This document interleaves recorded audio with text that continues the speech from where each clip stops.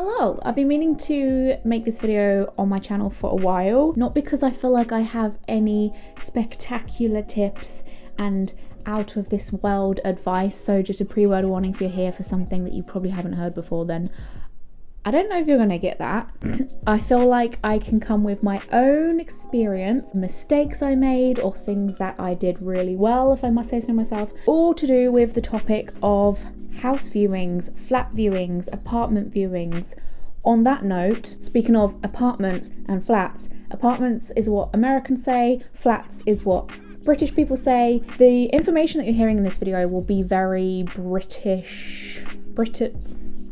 Will be very British. Maybe more relatable for my UK folk because, I don't know, some rules might be different in America. Strap on in, I've got some things to discuss and talk about. I actually really enjoy house viewing. It's actually one of my favourite things to do ever. I don't know if it's my Cancer, Sun and Moon coming in here, but I love the home, I love property, I love being nosy, I love dreaming about where I could be situated in the future. The idea of someone showing me around and trying to sell some property to me is just really fun because, like, it's a bit like jumping inside of your vision board and walking around that property and being like, this could be mine, one day I will have this. It's also really good if you're not sure about whether you want to leave the home yet. Just go house viewing whether you don't know if you actually want to yet. Like, don't put yourself off doing it because you're not ready yet, or you don't have the funds yet, or your family don't want you to do it yet, or you're not ready with your partner yet. I would advise you not to tell the agency who's showing you around or whoever is showing you around the properties. Don't tell them that you're not really actually serious yet because you want them to treat you as a serious person who could potentially literally move in next week. Like, you want someone who's going to sell the place to you. It's a good way to kind of like give yourself an idea about what life is actually like outside your family home. Whether that's, oh my god, all the apartments around here that I can afford are really small, or oh wow, I didn't realize how good I had it at home. You might start house viewing and then you're like, holy crap, like I could have all of the space to myself, and all of a sudden you're like excited by the concept of saving and you're more motivated and you've got goals of moving out a bit more so now because you've had a taste of like what could potentially be yours. I would even say that I would house view on a date with someone. Does anyone want to go on a date with me and just view mansions in my area with me? No? Okay. Just for context, at this point of the story, I was living down south of England. I could have easily got too excited and just gone with like the first property I saw because it's exciting and you're like, this is cool, this is fun. Like, hold your little horses, stand your ground, stay disciplined because there's a lot to think about. I feel like people not mocked me, but like teased me for, like my family and friends were commenting about how serious me and Adam were taking the house viewing situation. I know people say like, oh, if you're not buying, it doesn't matter as much, you shouldn't take it as seriously because like you can always like exit out if you want to. To me, I mean, I get that. But to me, that doesn't change anything because if anything, you renting a place out means the money is literally disintegrating into the air, into the landlord's pocket, and you'll never see it ever again. You're not investing when you rent, you're just throwing it into the freaking wind. I mean, add up the amount of money you'll be spending on that property a year. So to me, I was like, why would I not take that seriously? Like, if I'm going to spend X amount of money a year that is literally going into someone else's pocket, I want to make sure I love the place enough to be okay with doing that, because I would be pissed off if I was somewhere that I regretted choosing and didn't like that much and knew that I wasn't investing. It would annoy me so much. At least if I was buying somewhere, I would like know that I'm paying for the property at the end of the day, so it's not wasted money and I can sell it and get that money back, you know, if I don't like it there anymore. Anyway, just take it seriously regardless of it's renting, because I don't think there's any difference here. I think at the end of the day, you are spending a lot of money, you want to love it. In the same way as you wouldn't splash a lot of money on some shoes that you didn't absolutely love. You wouldn't like spend a lot of money on a holiday to a destination that you're not actually that fond of because it's your hard-earned cash. Okay, so the first thing I'm so glad I did. This is on the same topic as taking things seriously. Get yourself a little notebook, and I've actually got the one we used here. A little notebook or a folder, something where you can keep all your documents and document every place you look at, every place you like. If you viewed it and you found out you didn't like it, keep that too. You want to log your finds, You want to log all your thoughts about each find. You want to annotate everything. It sounds really crazy, but I mean, if you enjoy it, I suppose it's not as crazy because it's fun anyway. You want to use this place to log all your feedback on all the viewings that you've been on, and you want to write down dates and stuff, like of times that you can go view properties, and you know, you want to write down dates that the people who are showing around the property have said that they're willing to show you around. I guess the starting point of this like chunk of information that you're going to be keeping is a want list, a desire list. What is it you're looking for? And this is probably the most like important and best advice I can give. Before you've even began like browsing online, there's places like Rightmove, Zoopla. Particularly if you're moving out of a partner, you have to mind map the things that you're looking for exactly as an individual, and then you've got to also look at your partner's or your roommates' requirements too. And you kind of just have to do like a priority list. Like, what is it that you actually want to move out for? Are you looking for more space? Are you looking for a certain amount of rooms because you want to work from home? Or do you want to have guests over, so you want quite big like entertainment space? You might really want a garden or a yard. You might have an animal and you really want to make sure that it has somewhere to run around. Just write all these things down, and then the next thing is to list them in order of priority. And the reason why you do that is because you can then compare it to your roommate if there is someone. If not, if it's just you, then bang in, great. But compare your list to their list and match up the, you know, high priority stuff. If you've got the same things, then amazing. Those are going to be the things that you guys need to make sure you hit on the head when you're viewing all these places. So if you've got like a very low priority down here, but it's still a priority and it's number one for them, then you've got to kind of average that out and realize actually that's going to have to go up a little bit on your priority list because it's so high on theirs, and then theirs is going to have to come down a bit because it's so low on yours. Negotiation is key. I mean, if you can't negotiate the person you're moving out with, then you probably shouldn't move out with them. You want to move out with someone who's understanding and will respect your needs. The reason why this list is so important to start off in your little package folder is because you don't want to get distracted. Like, it's so easy to get excited by properties you're looking at, particularly when you first go viewing. I remember our first weekend viewing, we were so buzzed, and I woke up on the Saturday like really excited, which we had to only do on the weekends, by the way, because of Adam working throughout the week, and most places only showed you around in the daytime, which was annoying because if we really liked something and we found it on a Monday, we couldn't guarantee it would still be available on Saturday. But anyway, I remember waking up that first Saturday and like viewing the like 4 places in one day. Like, we literally booked them one after the other, and we spent the entire Saturday dashing around my town viewing all these places. You will not believe how many steps my phone was telling me that I was doing on a Saturday. It was mental, but it was fun. We loved it. And it's kind of tempting to get home that evening and be like, oh my god, I loved property number 3. What do you think? Should we go for it?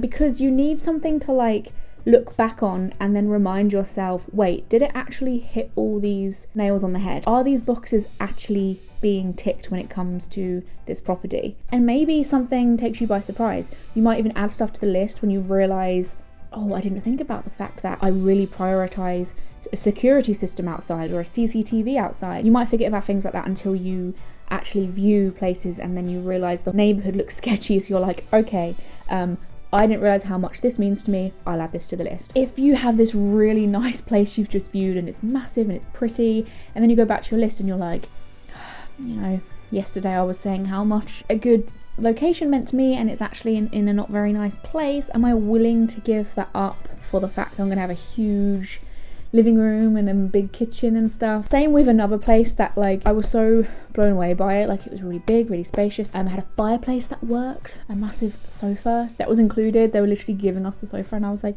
I really like this place, and I was so tempted to go for it, even though the security seemed a bit off. I don't know, I felt uncomfortable and uneasy, and I kept being tempted to go for it. And my mum was like, well, remember, you're going to be living in there, sleeping in there. How are you going to feel knowing that your front door doesn't feel necessarily safe? And on the same note, another place we really liked, which looked very brand new and very fresh, which is something you're gonna have to write on your priority list. Are you bothered about old buildings, or do you want a new build? This place was so new and fresh. It was right on the seafront. When I mean the seafront, you could see the sea. Like, the sea was opposite, was across the road. Fresh carpets, fresh kitchen, loved it. No garden, but down south, gardens are very, very rare. It was big for down south, you know what I mean? Like, it was smaller than the flat I'm in now. It was almost going to be $1,000 between us in a month, which is a lot of money, but it's easy to get distracted by like how one of your priorities is like ding ding ding ding ding. That was like top of both of our priority lists, so it like outshined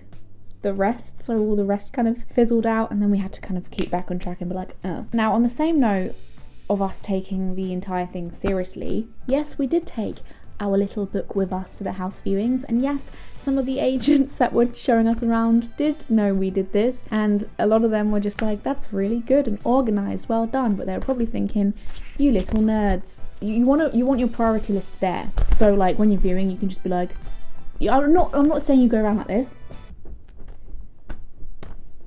but it's more that you've got like something to check in, and also it's your reminder to ask questions, because sometimes you don't actually know the things straight away from viewing the places. Like, you don't maybe know how you're going to contact the landlord, like who the landlord is. Are you going to have communication with them, or is it for the agency? Like, all these things that you kind of want, you're going to have to write these down, so maybe you can ask the guy who's showing you around. Obviously, you're going to have the choice of whether you want to go with an agency or a landlord. Our situation that ended up happening was very kind of rare, because it began as an agency situation, because it was easier for us to kind of have a pool of places to view. I didn't know how to go about looking for properties that had private landlords, to be honest. Like, I didn't know any friends or family who like were looking to rent out their property, so I was like, well, I'm gonna have to go with an agency. But the way ours worked was we eventually found this place through an agency, and it started off as an agency, and then it just happened that the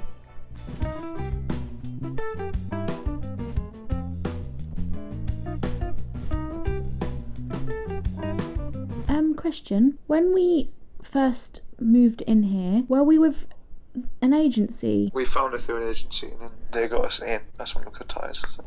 Okay. Bye. Love you. Bye. Oh, love you. We found the property through an agency, but then once we had kind of gone through the process with the agency about like if we were to be accepted and if we were right for what the landlords wanted to have as a tenant here, that's when I guess the ties were kind of cut with the agency, and then they handed us over to the landlord as a private landlord. If that's important to you, you're going to have to ask them that when you're viewing, obviously, and you could say like which one's better, but it honestly just depends on how good the landlord is and how good the agency is. Like, I've heard that there are some agencies which like slack quite a bit, or like they might take their time to get certain things done, or you could also have landlords that try and get away with stuff like under the radar, or I've heard like nightmare stories, to be honest. So I think a lot of it does boil down to luck, and that's the only part of this process that I didn't like, the fact that obviously you can't know who your landlord's going to be, or unless someone's told you an agency is good, you don't know whether the agency is going to be a nightmare when things go wrong in the house, which they will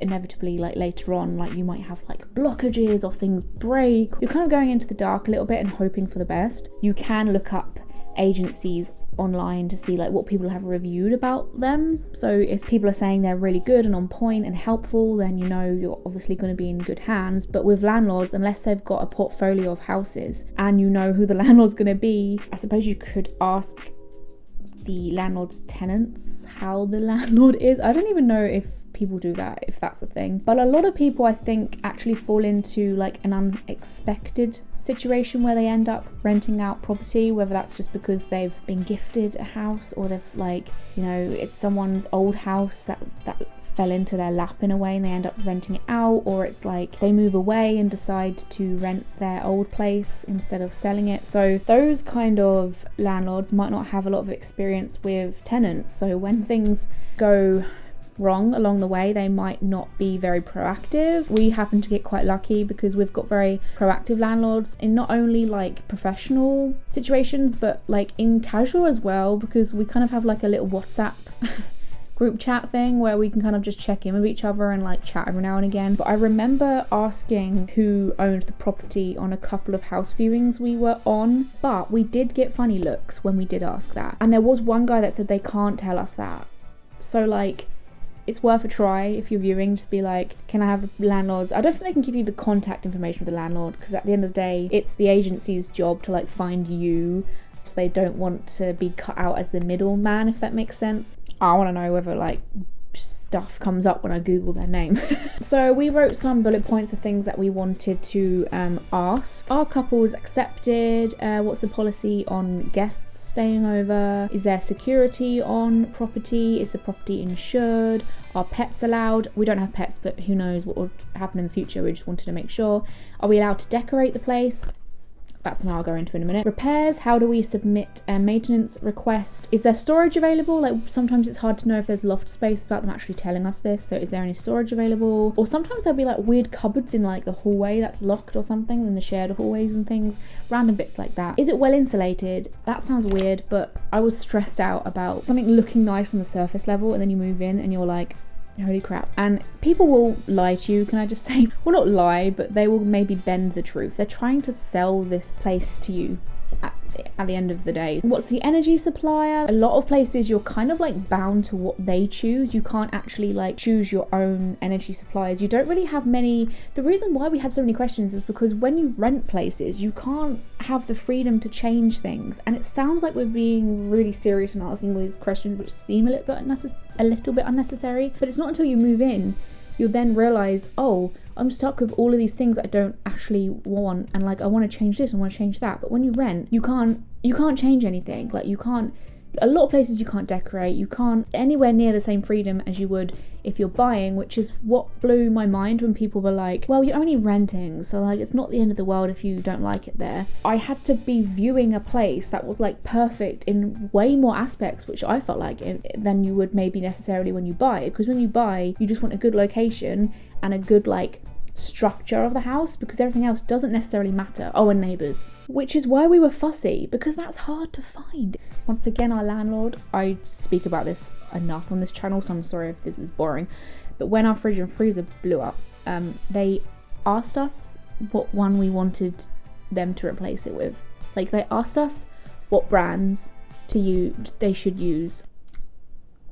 That's rare. So, I mean, it didn't really seem like we needed to pick a place that was perfectly ready, because it seemed like our landlords were pretty flexible. They kept saying to us, this is your home.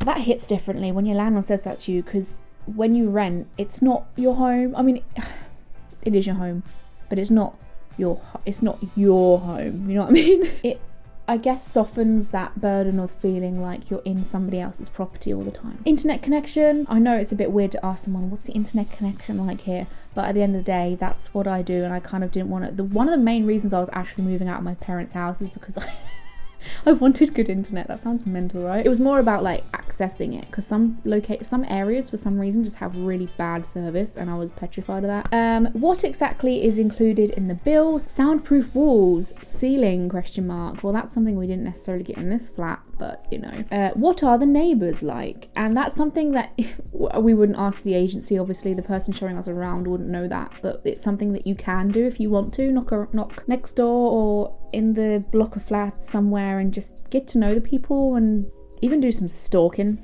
If you really like a place, go back there on your own, like throughout the day, the next week or so, and see like the type of people who live in the block or like live near to you, because you don't want to settle for somewhere and have your heart set on something, set on this place, and then you find out like a family of 12 live in the house next to you, or like the flat upstairs, and then you're just like, dodge that bullet. And post, because there are a lot of random like procedures when it came to delivering post to the house, because sometimes like there were boxes, like a little post office area at the bottom of the block of flats, and obviously that was important because I get a lot of things delivered here because of, once again, what I do. What is your plan? What is your intentions? How long are you intending to stay? What's your plan, and have you budgeted for that? You've got to kind of think in the long term. Like, I just knew that I needed a place that was right for me as someone who worked from home. That's a massive thing. So we were actually more fussy than maybe the typical couple, because we needed a place quite big, because otherwise I would be stir crazy staying somewhere that's really, really small. So that needed to be fit for my purpose. So you've got to think, what is your purpose and how long are you going to be here? So if you think it's going to be a short-term thing, there are some contracts that say you have to be there for 12 months. You've got to be careful of that because you're spending a lot of money. There were some places that only wanted tenants for 6 months, and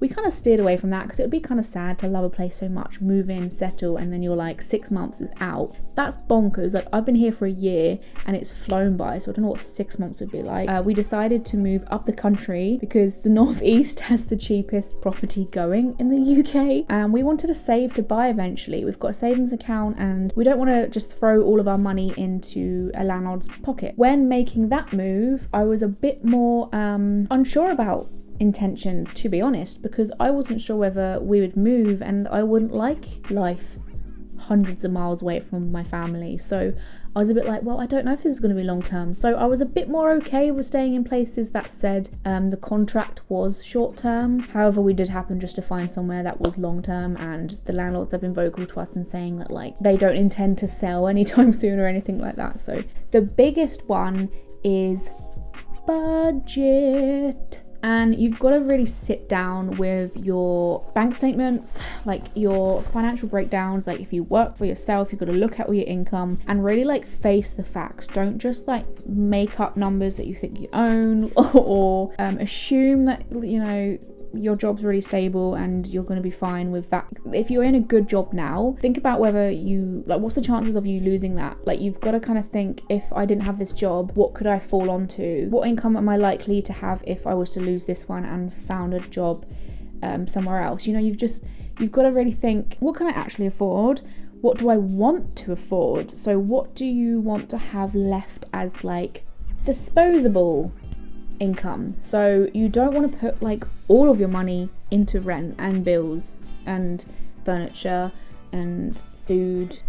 That's not good, because you want to have a savings account, like just even if it means saving 50 quid a month or 20 quid a month, and you want to go out and see friends, like you want to spend money on a bit of clothing a month or like hair dye. You got to be realistic. You're gonna have to work all of that out. Like, what are bills likely to come to? I was asking my friends what they spend on bills and my parents what they spend on bills. I sat down with my dad and worked out the kind of total he spends, and even things like council tax. Suddenly you're like, oh my god, you gotta pay for that? That's something that I didn't consider when I was living with my mum and dad. So that's something to add as well. And then you have like, yeah, rent, council tax and bills, and then the total, and you've got to remember that total will fly out of your account every month. So what you've got left, you've got to remember that's got to cover transport to work, seeing your mates, spending money on food, your pets, I don't know, whatever your life is. I know this all sounds boring, but once again, you can get carried away. The place I was telling you about on the seafront that we were very, very close to getting down south, we even said to the people, we were like, yep, we want to do this, and we were going to accept the property and everything was fab. And then I had to say to Adam, I was like, I've worked out money, I've worked out what my income is as a self-employed person.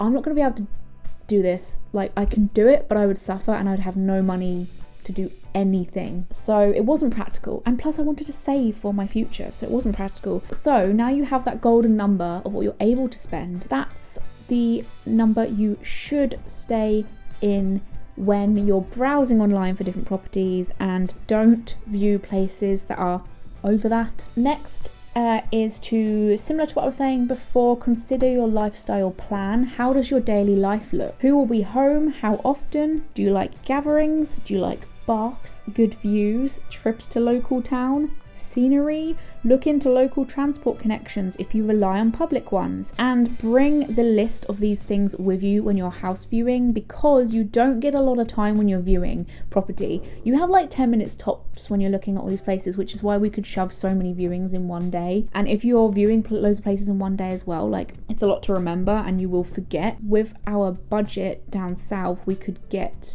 just one bedroom, and the bedrooms are pretty small. And with almost half that money in the northeast, we could actually get 2 bedrooms in most of the flats we looked at, which is bonkers. Maybe you don't stay in the house very often. Maybe you're always out and about, so you don't really care about a big place. Do you drive? If you don't drive, when you're browsing different properties, look to see where your public transport connections are. Is the property near a bus stop, a train station. That can actually be a deal breaker, and it was a deal breaker for one situation we were in. We really liked this place, and we actually did ask the person who was showing us the property. We asked him where the nearest bus stop was, because Adam travelled to work on public transport, and he was actually honest to us and was like, I don't actually think it's too nearby from here. It's every day, this, like, you're going to need to travel to work, so like you can't just say, oh, it doesn't matter, it's fine. That's just one thing that doesn't hit our want list. Like, it can affect your daily routine, then you're going to end up having like a lower quality of life, because it's going to make you miserable. We literally left each place we viewed, wrote the name of the road at the top, and then all the things that we discovered in the place that we looked at. Sounds crazy, but it was so helpful, because by the end of the day I was shot, and I was just like, I don't even know what, I was getting confused about what property was what, and I was like, which one was this again? And then all the rooms were blurring into the same freaking flat. So you can ask to take pictures. I did that, and they're perfectly fine with that if you're just like, can I take pictures, or even video. So I videoed a lot of the properties. Granted, I kind of did it like secretly because I didn't want to seem like a crazy person. This place we looked at, bullet points were no pets, relaxed on guests, 6 months minimum, maybe decorate after 6 months. That was something that they answered when we asked about, can we decorate the place? They were like, well, if you're here for 6 months and you've gained trust, you can do that, or something like that. Agency is introductory only, so that means it gets handed to the landlord after they've approved and accepted you. Direct with landlord agreement. Deposit 1,050. Bloody hell. We got the name of the landlord here, roughly £420 in fees for both of us. So that was something you have to probably ask, or it's probably on the property's listing, to be fair. Remember, fees, you've got to keep that in mind, because you have to pay up front a deposit and fees, and between 2 people that's not too bad. But when you're on your own, I mean, that's like $1,500 of money you're going to need just to move in. These things need to be considered. And we actually had a little system. This is so cringe, but because it's obviously a decision we've got to make between ourselves, when we came out of the apartment we were viewing, we literally sat on a local bench somewhere, and we were like, right, votes. So we had the location, entrance, so it was like the front door, or like a communal entrance of some sort, hallway, so that's the hallway of the flat, kitchen, living room, bedroom, and bathroom. So we went down all of those things.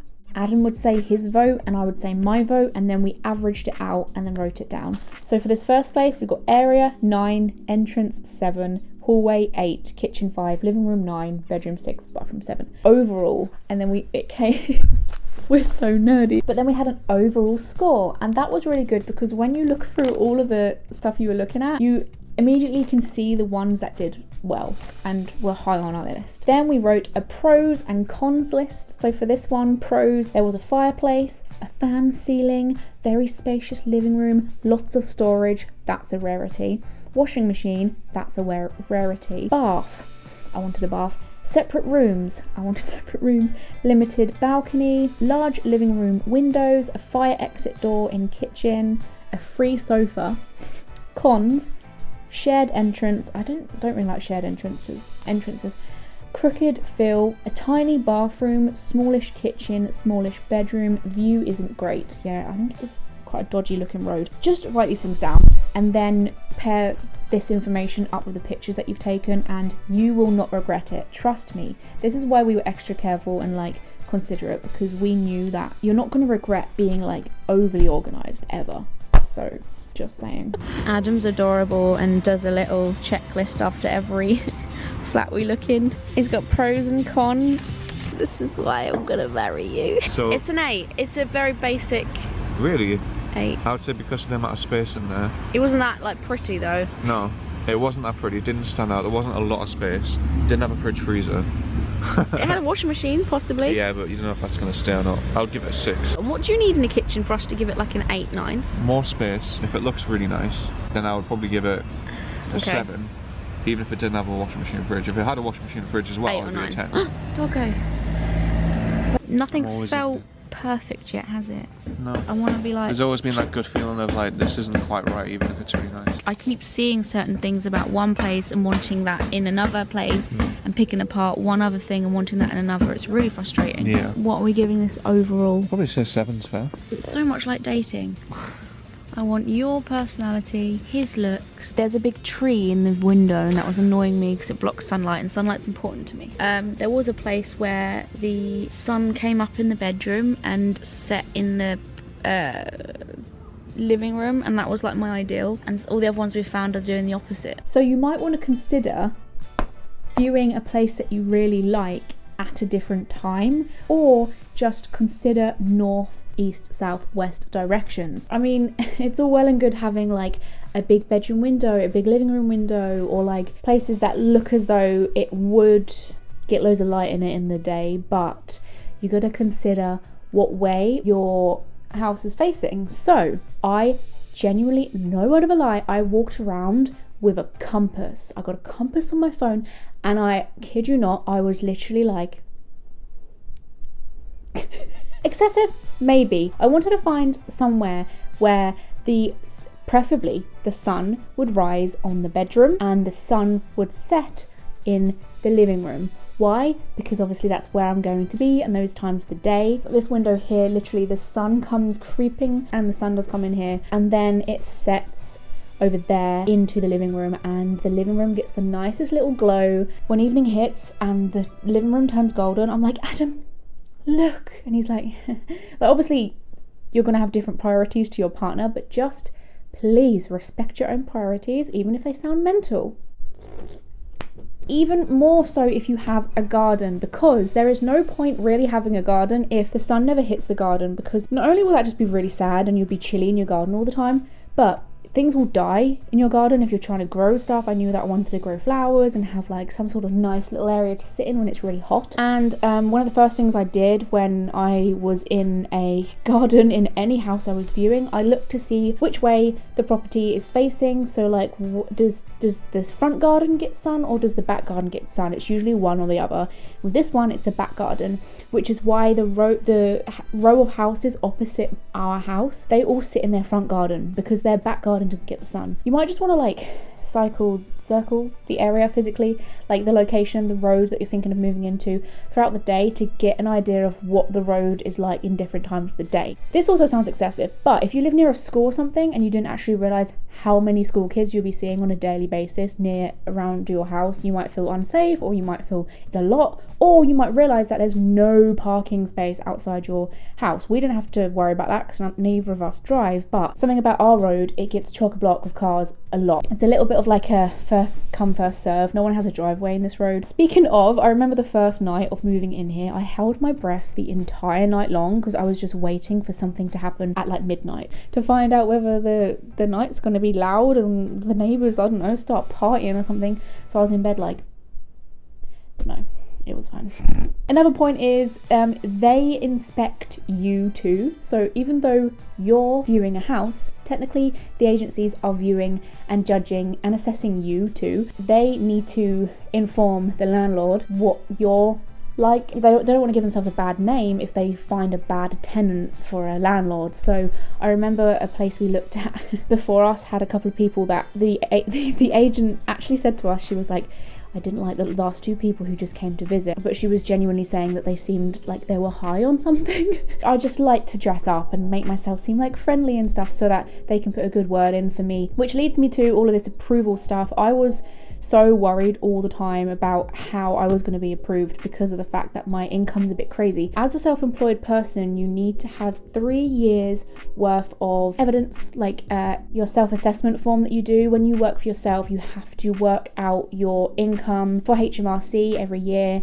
It's a complex process, but as a self-employed person, you are your own tax guy, you're your own accountant, so you have to do all that boring data stuff, which I hate every year, but it means you've got a backlog, you've got proof, you've got evidence, you've got all of this data, all this info to show how much you're worth and how much your business is worth. So they need to see that to judge that you can actually afford the place. Luckily, obviously, because Adam's in a normal job and it's a little bit more stable than I am, because he can just send off his like workplace information, whether that's like the title of his job, or he will send like his boss's number or boss's name or something like that. When you get back to the agency after viewing a place and say like, yes, I really like this, and they approve you, then you need to go through like a system which was basically all online. They sent us an email and said, fill in this form, you've got to tell me both of your names, what you do.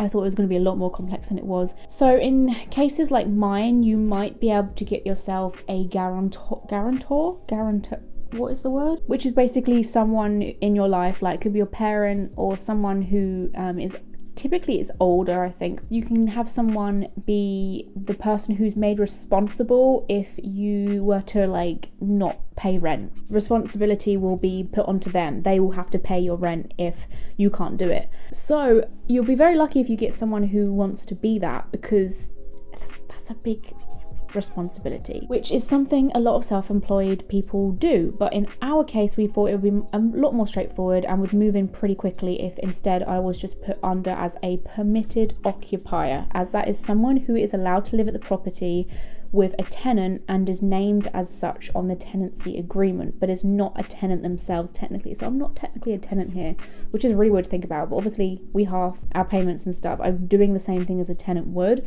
It just made our lives a little bit easier. I believe at the time as well, I was just under 3 years working officially self-employed full-time, so that would be an extra thing to do. Like, instead of just giving them my self-assessment forms, I think I would have to give them my bank statements instead, and I didn't really want to do that. You can't have a permitted occupier without a proper tenant, so I'm kind of like the occupier underneath Adam's name, so like I couldn't be here technically without Adam. So if we were to break up, he would have to be the one who's here. I know you love your partners, you want to move out of your roommate, it's your best mate or whatever, but stuff happens. Like, you need to think, if shit was to go down, how do we get out of this contract? How do we get out of this agreement? Like, where would I live then? What's your backup plan? I know it sounds a bit pessimistic, but I love a plan B, and I love a plan C, D, E, F, G. I think it's the Virgo rising in me. And also the scared little Cancer who doesn't want anything to go wrong because her world will crumble around her as she knows it. We went to so many places where they were like, we can get that sorted for you, or that's going to be changed next week, or like there was a place that had like mold on the ceilings and they were like, we're going to sort that very soon. You just kind of have to assume that nothing's going to be sorted. Like, assume that you can't change anything and nothing's going to be changed, because people's words are just words. I just don't trust many people. The bottom line is, guys, take your time and find the patience, even though I know you probably just want to get out. If you're in a position where you can be patient, you do have the time and you do have the freedom to, you know, make sure all the boxes are ticked and find like the perfect first home for you. Do that. Don't let anyone rush you into the process, and don't get too ahead of yourself, because there are people who can't take their time in doing things like this. Like, a lot of people are usually moving from a rented situation to a new rented situation, so they have to get out as soon as possible because their contract has run out and they don't have a home anywhere else, so they need to like view loads of places and be really quick about it. If you're like moving out of your parents' house, you've technically got all the time in the world just to find the dream place for you. If you can do that, then you need to remember that is a privilege, because there are a lot of people that can't dilly-dally. I mean, I'd like to think that I'm living proof as to why you should do that, because I can hand on heart say that this place almost felt like a manifestation of all of the priorities that we had. Like, everything I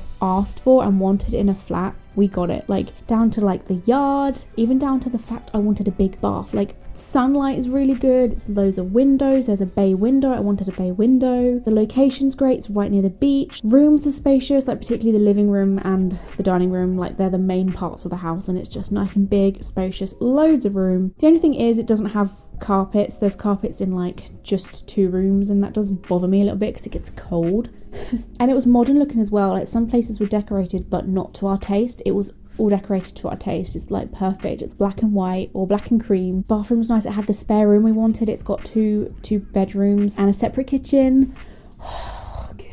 It has a washing machine that doubles as a dryer, which sounds mental, but most places did not include that. I had the little hallway that I wanted. It doesn't have a communal like entrance. It's just like our own entrance, our own front door. You will find the thing that's perfect for you. And the longer that you view places, the more you understand what's important to you and what isn't. Your priorities will change along the way, and even your budget might along the way as well, because you start realizing what kind of properties you'll get for the price that you originally said. So you might end up pushing it up or down a bit depending on if it's too much or if it's too little. Like for this place, it was just a bit above our budget, so we did try asking if the landlord was able to push it down a bit. Turns out they weren't. You may as well, just before you're about to approve, you can just be like, can we negotiate the price a little bit, like the rent, just by like 20 or even 10, I don't know, it all adds up at the end of the year. Although you are obviously risking maybe them picking someone else. If someone else at the same time has said that they want to rent the place out, they're going to pick the people who haven't tried to negotiate. We were very torn about whether we should ask that, but we did ask it, and I was really nervous because like time was ticking and days were going by, and then finally we didn't hear anything about them being okay with changing the price. I don't even know if the agency asked them, to be honest. We never actually heard back, but someone else could have come on in and